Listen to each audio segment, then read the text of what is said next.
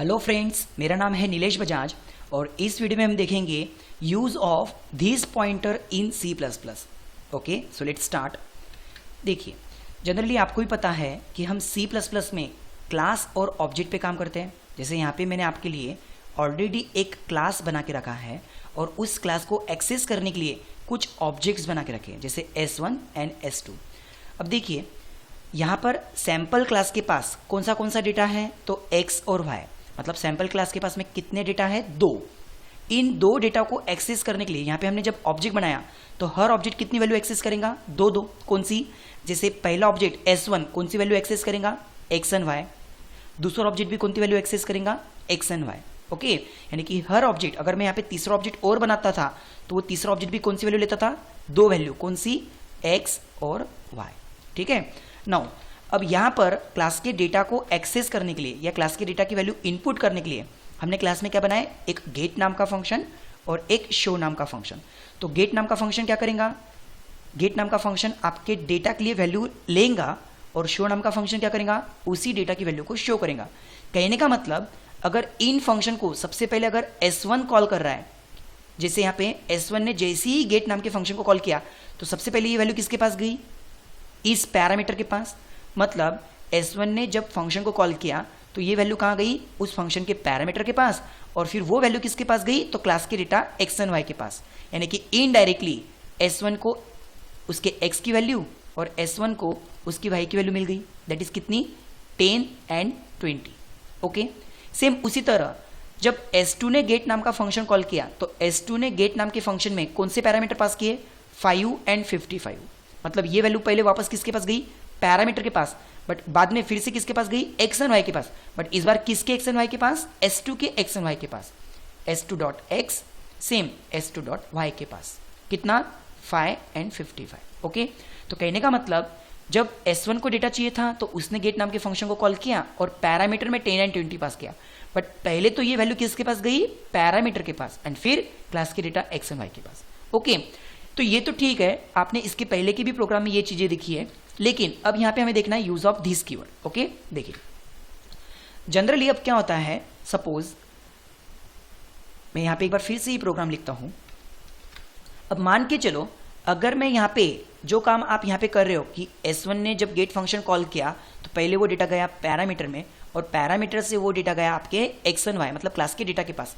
यदि मैं ये लाइन लिखूँ ही नहीं, तो सपोज मैंने ये लाइन लिखी ही नहीं, तो अब क्या होएगा, जब S1 ने गेट फंक्शन कॉल किया तो ये डेटा सिर्फ कहां पर गया, ये डेटा सिर्फ और सिर्फ उस पैरामीटर तक गया।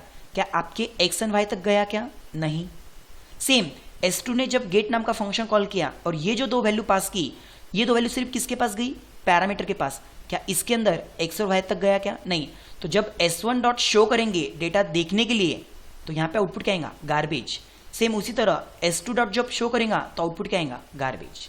ओके, अब मान लो, ठीक है, यहाँ पे आपने फिर से वही चीज की, लाइक कि जब S1 ने गेट फंक्शन कॉल किया तो डेटा उसके डेटा तक जाने चाहिए, यानी x एंड y तक, और S2 ने भी जब वैल्यू पास की 5 एंड 55 तो वो कहाँ जाना चाहिए, x और y तक। मतलब अब अगर S1 शो करता है तो आउटपुट आएगा 10 एंड 20, और S2 शो करता है तो उसका डेटा आएगा 555। कभी कभी लेकिन ऐसा भी होता है कि अगर आपके क्लास के डेटा का नाम और आपके इन फंक्शन के पैरामीटर का नाम यदि सेम हो जाए, देन व्हाट हैपन, तो यहां पे आपको क्या करना पड़ेगा, आप क्या करोगे कि यहां से आपने जो वैल्यू पास की वो सबसे पहले किसके पास गई, इस पैरामीटर x एंड y के पास, और फिर वो वैल्यू आप क्या ट्राई करोगे कि आपके क्लास के डेटा के x और y को मिल जाए।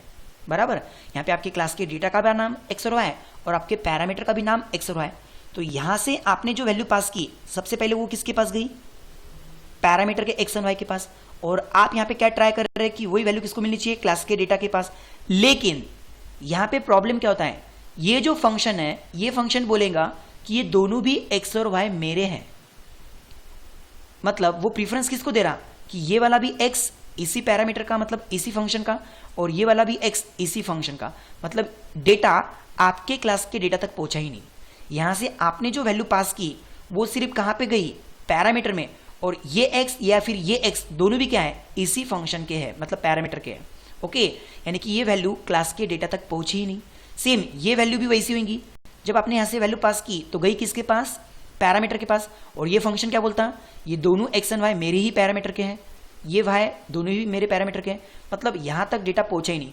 तो जब S1 शो करेगा या S2 शो करेगा, उनके पास में अगर डेटा है ही नहीं तो आउटपुट क्या आएगा, गार्बेज। तो ऐसे वक्त आपको कि भाई जब S1 ने गेट फंक्शन कॉल किया तो ये डेटा गया पैरामीटर के पास, लेकिन इधर का जो x है वो इस ऑब्जेक्ट का है, ये रिप्रेजेंट करने के लिए यहाँ पे आपको लिखना पड़ेगा दिस कीवर्ड, लेकिन उसको C++ में एज अ पॉइंटर बोलते हैं। तो दिस पॉइंटर, और जब वो x को एक्सेस करेगा तो यहाँ पे ऑब्जेक्ट पॉइंटर के लिए आपको डॉट नहीं, आपको यहाँ पे एरो ऑपरेटर यूज करना पड़ेगा।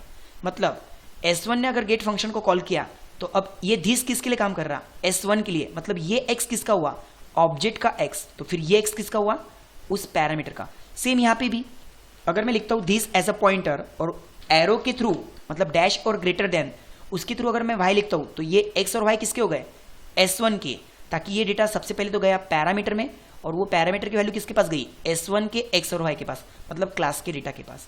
सेम जब सेकेंड टाइम S2 कॉल करेगा तो दिस मतलब कौन रहेगा, S2।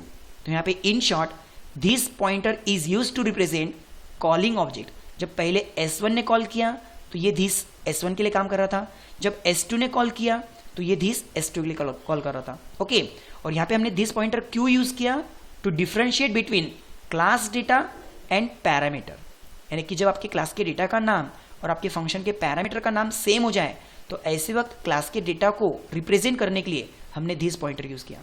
Okay, so I hope आपको ये कंसेप्ट समझ में आया होगा। अब इसी चीज को हम देखते हैं प्रैक्टिकली। ओके, देखिए, तो इसके लिए मैंने आपके लिए एक प्रोग्राम बना के रखा है। देखिए यहाँ पे सेम, यहाँ पर हम क्या कर रहे हैं कि मेरे क्लास के डेटा का नाम क्या है, एक्स और वाई, और उस क्लास के जो फंक्शंस है, उस क्लास के डेटा को लेने के लिए जो फंक्शन है उसके पास में मैंने पैरामीटर कौन से बनाए, पी एंड क्यू, मतलब क्लास के डेटा का नाम अलग है और आपके पैरामीटर का नाम अलग है। जब आपका ऑब्जेक्ट उस फंक्शन को कॉल करेगा तो इजीली वैल्यू कहाँ पहुंचेंगी, पैरामीटर के थ्रू आपके एक्स एंड वाई के पास, मतलब S1 उसको शो करके देख सकता है। देखिए सेम जब सेकेंड टाइम S2 कॉल करेगा तो सबसे पहले वैल्यू किसके पास जाएंगी, पैरामीटर के पास, एंड फिर पैरामीटर के थ्रू आपके डेटा के पास, मतलब S2 के पास में भी वैल्यू पहुंच जाएंगी, ताकि जब S1 डॉट शो करेंगे तो उसका भी एक्स और वाई प्रिंट होगा, और S2 डॉट शो करेंगे तो उसका भी एक्स और वाई प्रिंट होगा। देखिए ओके, नाउ अब मैं यहाँ पे क्या करता हूँ, जैसे मैंने आपको उसमें इंट्रोडक्शन में बताया था पीछे, तो मैं इसको करता हूँ यहाँ से सपोज डिलीट। कहने का मतलब जब S1 गेट फंक्शन को कॉल करेगा तो ये वैल्यू सिर्फ कहाँ जाके बैठेंगी, तो पैरामीटर में, आपके डेटा तक पहुंचेंगी क्या, नहीं। तो S1 के शो करने से आउटपुट क्या आएगा, गार्बेज।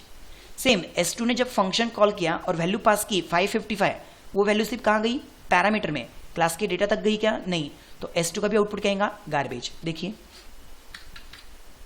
ओके, नाउ अब मैं यहाँ पे चाहता हूं कि आपके डेटा का नाम और पैरामीटर का नाम सेम कर दो। ओके, यहाँ पे आपके डेटा का नाम और पैरामीटर का नाम सेम कर दो, लाइक x और y, और फिर ये वैल्यू हम चाहते हैं असाइन करना आपके क्लास के डेटा को। ओके, और यहाँ पे भी y, बट ये फंक्शन तो अपने ही पैरामीटर को प्रेफरेंस देगा कि ये दोनों भी x मेरे हैं, ये दोनों भी y मेरे हैं। मतलब S1 ने जब डेटा कॉल किया, यानी कि ये वैल्यू पास किया, तो वैल्यू कहाँ पर है, x एंड y में, और उसी के थ्रू उसी के पास, मतलब अभी भी आपके क्लास के डेटा तक डेटा नहीं पहुंचा। सेम S2 के टाइम पे भी, तो इसका मतलब S1 के पास अभी भी डेटा नहीं है, मतलब आउटपुट क्या आएगा, गार्बेज। S2 के पास में भी डेटा नहीं है तो आउटपुट क्या आएगा, गार्बेज। ओके, देखिए तो यहां पर इस x और y को क्लास का डेटा रिप्रेजेंट करने के लिए क्या लिखना पड़ेगा, this as a pointer, this as a pointer. Okay, so देखिए अब यहां पे दिस क्या रिप्रेजेंट कर रहा, जब पहले S1 ने कॉल किया उसको और सेकेंड टाइम S2 ने कॉल किया तो दिस किसको रिप्रेजेंट करेगा, S2 को, कि ये क्लास का डेटा है। देखिए, सो आई होप आपको ये कंसेप्ट समझ में आया होगा। दैट इज दिस कीवर्ड या फिर this pointer is used to represent class data, या फिर indirectly it is used to represent calling object, जो ऑब्जेक्ट कॉल करेगा उसको। ठीक है, थैंक यू।